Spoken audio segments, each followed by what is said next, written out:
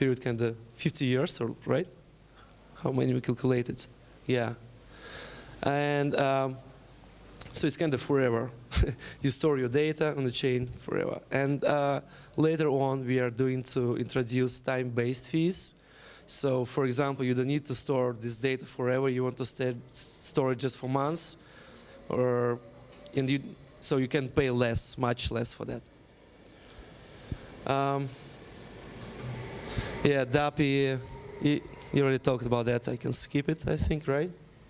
So it's basically a decentralized HTTP API, and you can access layer 1 and layer 2 data through this API.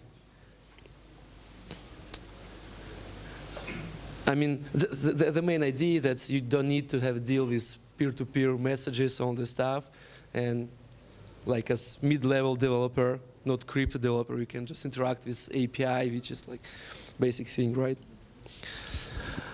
We have a proof of service for layer 2 for the platform. As I mentioned, it's a proof of service consensus algorithm. So we monitor Byzantine behavior, masternode behavior, and we have some scoring system for not participating, or like for Byzantine behavior, double signing or something like that. We just increase the scores, and then the scores reach the threshold, the limit. We ban these masternodes, like in a layer 1 proof of service. Dana mentioned already, like platform name service. It's kind of decentralized DNS. So basically, you can it's domain compliant. Okay. It's domain compliant, so it's not just like blockchain users' names. You can create subdomain hierarchy there and create domain for your applications, for your users, for subpages of your applications. And actually, you not just can resolve Dash identity, you can resolve everything, like IP address, mail, any information. So it's like decentralized resolver. And we provide a client library for this. Like you can register domain, resolve it, and so on. Okay. Oh. Okay. Let me briefly explain the flow, how it works. It's simplified a lot. So basically, in the left, you have a decentralized application which uses our Dash SDK. It creates it creates state transition in order to change some data. For example, we're creating document, creating blog post, and we're making requests to DAPI on masternode. DAPI stores this state transition in the blockchain, like layer 2 blockchain. Blockchain are like we're creating blocks and propagate these blocks among all masternode network. Then we have a service which process blocks and state transitions inside. So during this work, we sequentially validate one by one state transitions and apply them on a state. So we update state, right? So we update state in Drive. Basically, that's it. And then when you want to retrieve some data back, you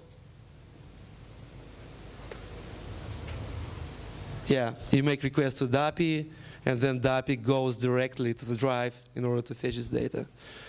So architecture is pretty simple. And that's it from my side. Thank you.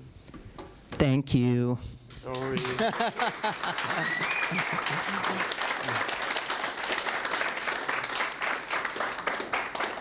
A couple of brief points before we all go to lunch. So Dash Core Group is going to be providing a public testing environment that we have affectionately named EvoNet, and you'll be able to experiment with different Dash platform features on this. We will be adding more features to this testing environment as we, finish developing them. So it's going to be very iterative and experimental. There will be more news on this probably at the next quarterly call. Stay tuned. In addition, we have a dedicated team within Dash Core Group currently working on documentation. So we're building a developer portal that provides information on key topics, such as onboarding, how to handle the chicken and egg problem where you want a user to onboard into your application and they might not have Dash. So how do we get them onboarded? And Ivan mentioned that very briefly with the invitation process. So we'll have topic guides on things like that. We'll have an API explorer, and then we'll also have guides on how you can test this locally and deploy your own DevNet with the platform on it if you're interested in playing around with it. And we also have an open invitation to anyone that is interested in being a launch partner. So we've been communicating with different third-party organizations, some of which are interested in being ecosystem collaborators. So those are people building tools to assist in deployment, people that are interested in building new client libraries, things like that. And we also have companies that are trying to transition some of their use cases and some of their business needs onto the platform. So my virtual office is always open. If you want to email me, if you have questions, please do so. I'll also be hanging around outside after lunch if you have any specific questions, and happy to get into any of these details. And that's it. I'm not sure if we have time for questions. What do you say? Yes. 3 questions. Fantastic. Yes. I'm interested in how now we're going to have 2 different blockchains, like a payment blockchain and then a platform blockchain. And how are they different and how do they relate to each other? Is the protocol blockchain necessarily 2 megabyte blocks? Does it done on it get hashed back to the main blockchain for verification or anything? Yeah, so the question... Side chains in general, so maybe... Yeah, no, totally. Let's get into it. So the question is how does the platform chain relate to the, main core chain or the payments chain, as we've called it? And my good friend Ivan will get into the details on that. Thanks. So it's completely separate blockchains. It's different consensus algorithm. On the layer 1, we're using proof of work, right? Plus chain locks. It's already something hybrid. And on layer 2, it's a PBFT-based consensus algorithm. PBFT is like practical Byzantine fault tolerance. So main difference is that it's not probabilistic chain, because like proof of work is probabilistic chain. It might be reworks. But when we are talking about layer 2 chain, it's guarantee fast and absolute finality. So it mine blocks like every 5 seconds. And after when block is committed, it's like final. You can't change it. There are no reworks, because we have like different requirements, right? For both chains. For layer 2, we utilize masternode network, which is much less, right? And we can do like more interesting things like instant finality and so on. Yeah, these chains are not connected. But in the future, we will introduce some like inter-blockchain communication protocol. In case if we need it, for example, for credit system, we need like to burn Dash and mint credits and then back. So in this case, we need some communication with proofs. In the back? This is a kind of a question about the division of the architecture. So what I love about Dash currently is that it's like arguably the most elegant solution out there. Everything makes sense, everything's coherent. You mentioned, Dana, at the beginning that like possibly a use case would be healthcare.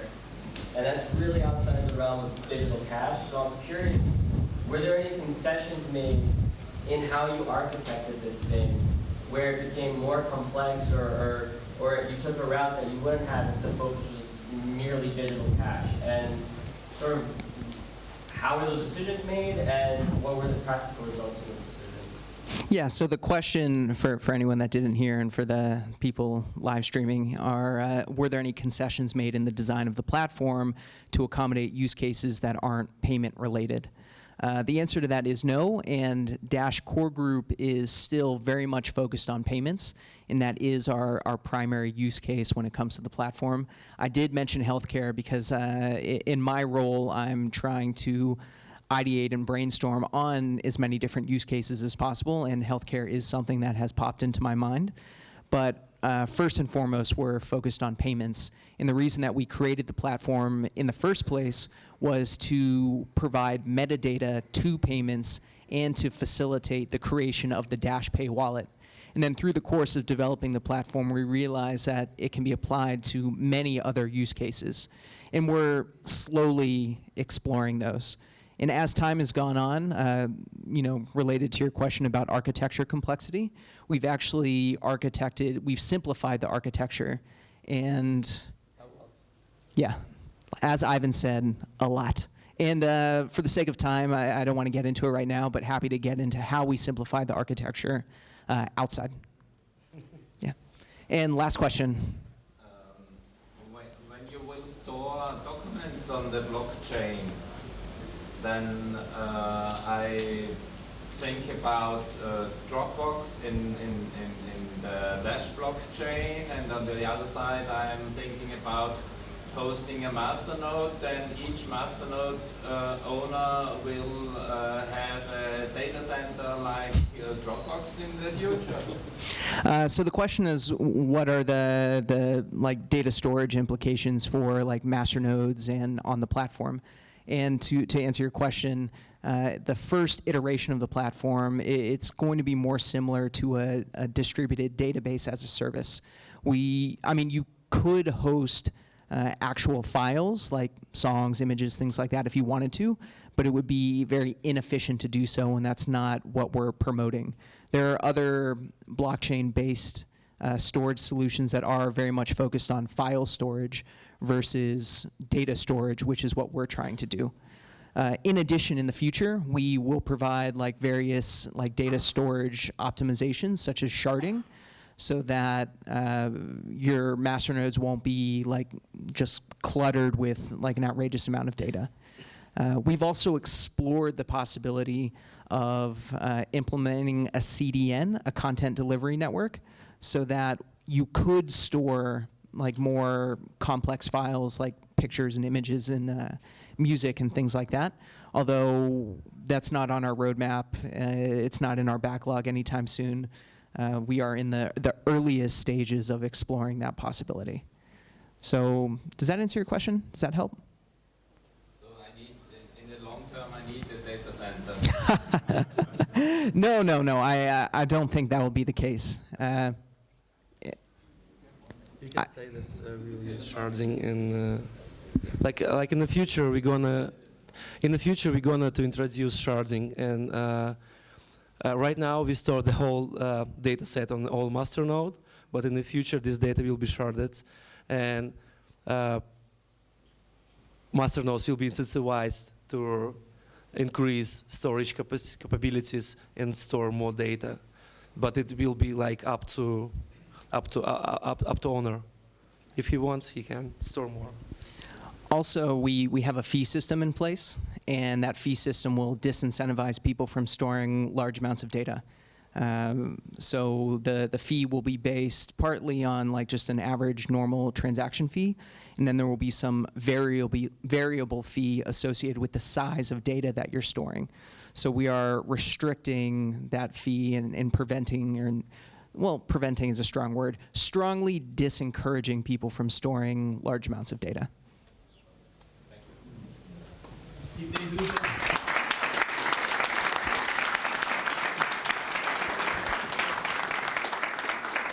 So thank you guys for sharing all these details. I hope you all have been able to follow them. And I think after this presentation, it's definitely time to have a break. And we will serve lunch over there in room number 2, I guess, the one where we had the co-working session yesterday. And we will start with the next presentation at 1 a.m. So it's in roundabout p.m. Over there we say 13 o'clock. So at 1 p.m. over here in this room. I have a